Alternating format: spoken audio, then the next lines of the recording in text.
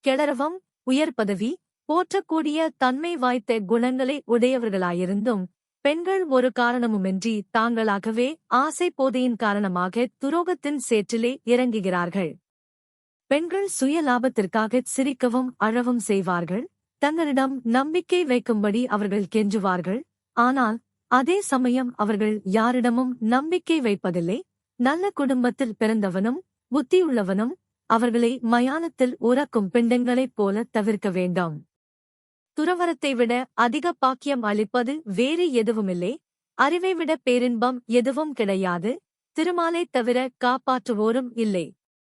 சம்சாரத்தைக் காட்டிலும் பெரும் எதிரி வேறு கிடையாது.